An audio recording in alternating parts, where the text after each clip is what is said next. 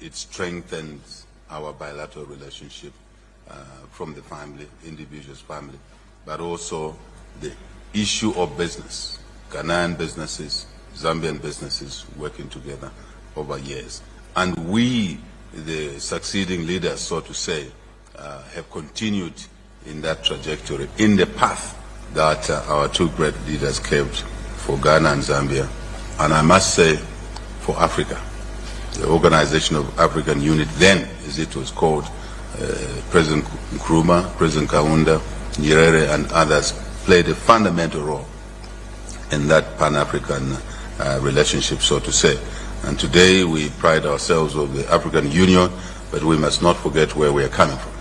The genesis of that union, of course, initially anchored around independent struggle for Africa, but I think the important thing now for us is to drive from that background the economic, if you like, agenda. Yes, our foreign policies are important, political cooperation is important, community work is important, but I believe that the economic agenda, Your Excellency, my brother, is now more important and must be pronounced. And because it's that angle that will feed on, or if you like, support other aspects of our relationship. And my brother and I spent time in the room there, and we've chatted a lot. Where we stand, we think we've finished the meeting. So and we've covered lots of ground. He was explaining to me the measures that is put in place, the restructuring of the Ghanaian economy, the reforms that the Ghana is putting in place or put in place, and fundamentals, very, very important, the macro issues, fiscal consolidation issues, discipline, prudence, rule of law. I was saying to him, Mr. President, why don't we share the hymn book so that we can just be saying, this month we are singing that hymn, and okay, next month we will focus on that chorus only. So I was very delighted to have that private time you gave us, and I want to thank our two foreign ministers for according us that private time with His Excellency, my brother. And we do believe that the teams here will carry on that spirit to get things done, and that's what really matters at the end of the day. We can say things, and in Africa we like saying things, but the two of us want to get things done, not just to say things.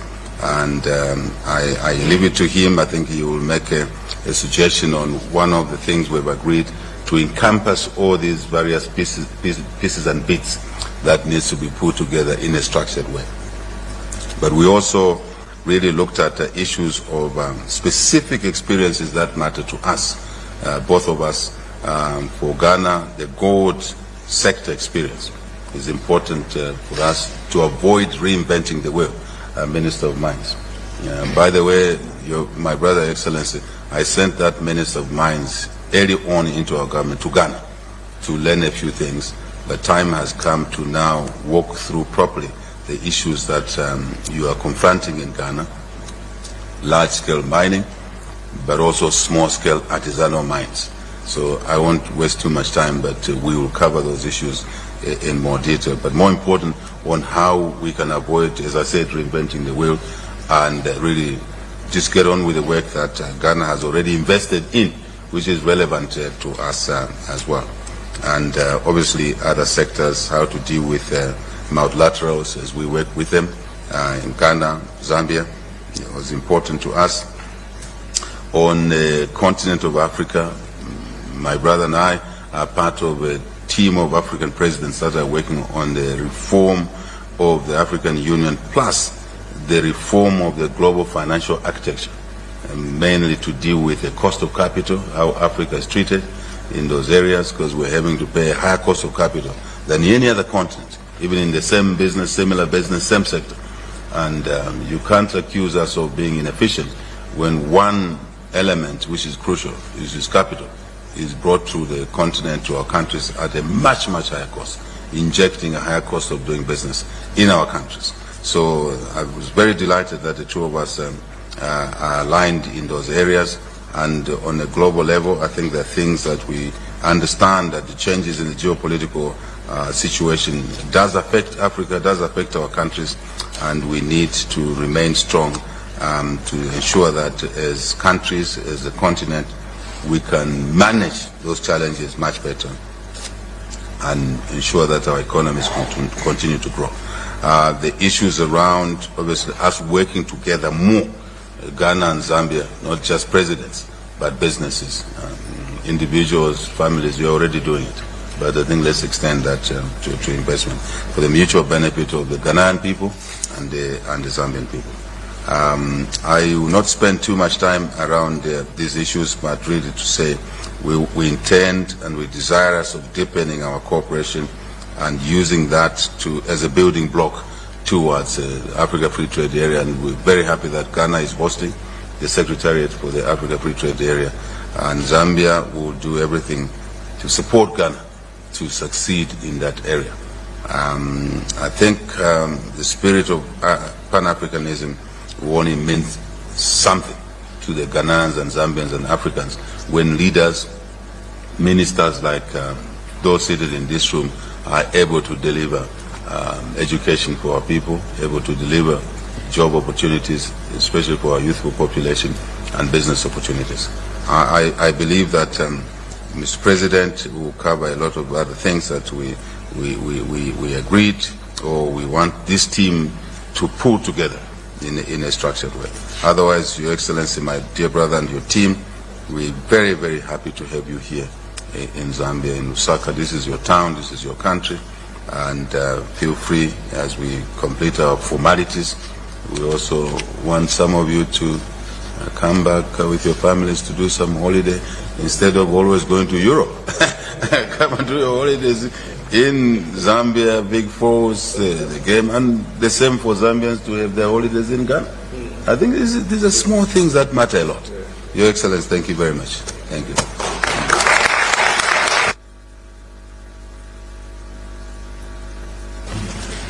Thank you, Mr. President. It is now my distinct honor to invite His Excellency, Mr. John Dramani Mahama, President of the Republic of Ghana, to deliver his opening remarks. Sir, you have the floor.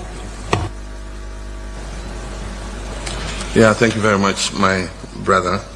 And let me express my appreciation for the hospitality that has been extended to us since we arrived yesterday. I want to thank you for the warm welcome we received at the airport, the enthusiasm of the people, the dancing, the Ghanaian community were there, and we really felt very welcome and at home.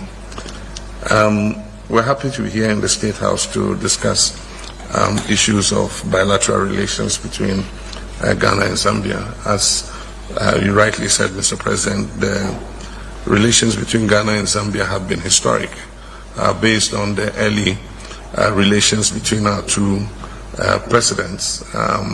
President Kaunda and President Nkrumah were friends and comrades in the African liberation struggle, and Ghana virtually became the headquarters for all the freedom fighters, especially after our president declared that the independence of Ghana was meaningless unless it was linked with the total liberation of the African continent.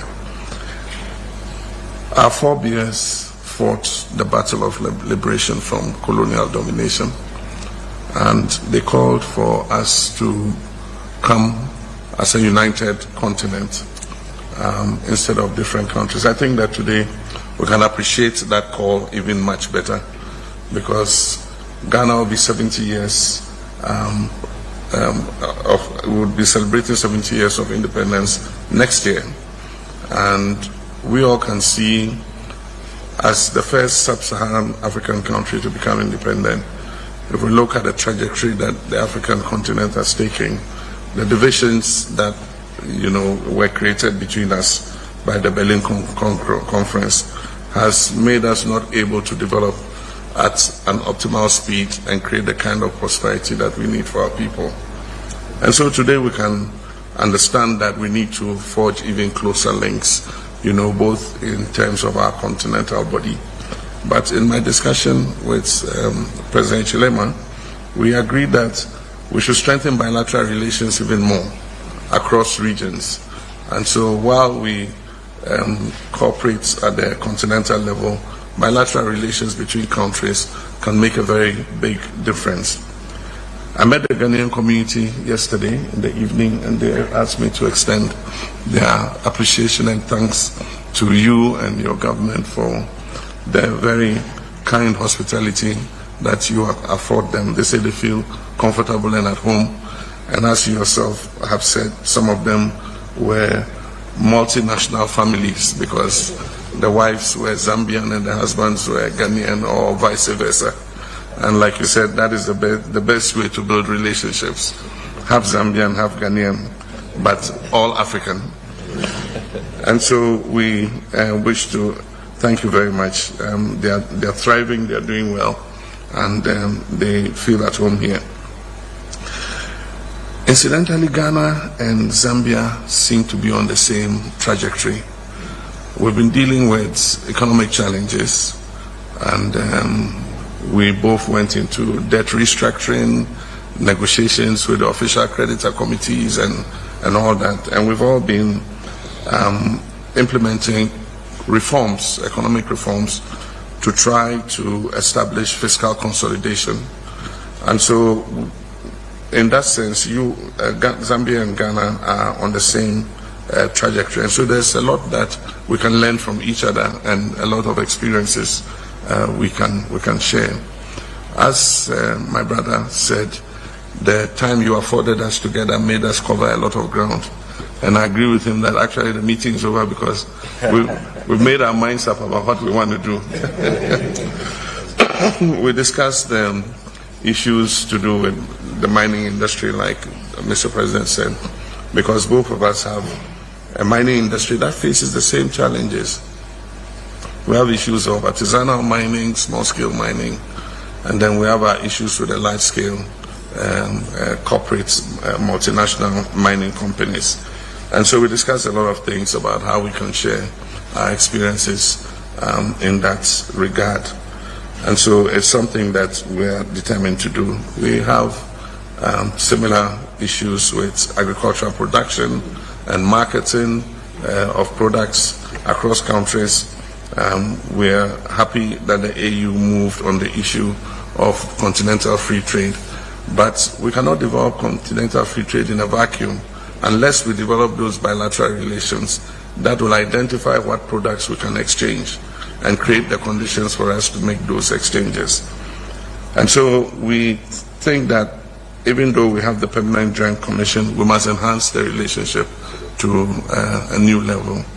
And it will allow us to share best practices, to be able to have a consistent dialogue with each other, and to have direct, experiences in all sectors. And so we have to go beyond political dialogue and go into economic consolidation and bilateral economic relations between our two countries. We believe that a kind of enhanced economic partnership agreement, or whatever you technocrats will eventually call it, which is higher than just the political dialogue and the Permanent Joint Commissions, will be the way to go, so that we share lived experiences in real time. And so we are determined to rekindle the spirit between our two countries, to recapture the cooperation that existed between our two first presidents, in order that we win the next battle of economic transformation and creating prosperity for our two people. And so I want to thank President very much for this invitation, and to say that I'm sure this visit will enhance the relations between us, and also to, even though you visited us a while back, to extend an invitation again to you to visit while I'm president. I know that you're going to be busy between now and the elections, and I wish you good luck in the elections, and we'll come back and celebrate with you. Thank you.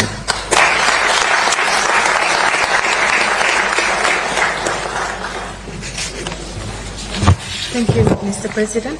Following the conclusion of the